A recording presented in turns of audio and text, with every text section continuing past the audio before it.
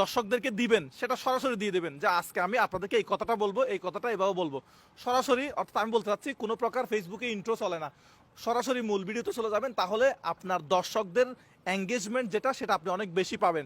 আর যদি প্রথমে অনেক বেশি টাইম নিয়ে ফেলেন, হ্যালো গাইস, আসসালামু আলাইকুম, কি অবস্থা সবার, কেমন আছেন আপনারা সবাই, এগুলো যদি বলতেই থাকেন, দর্শক আপনার উপরে বিরক্ত হয়ে কয়েক সেকেন্ড দেখে ভিডিও থেকে চলে যাবে।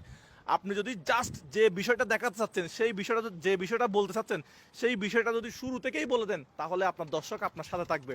তাইলে এখন থেকে আপনাকে কি ট্রিক্স ফলো করতে হবে?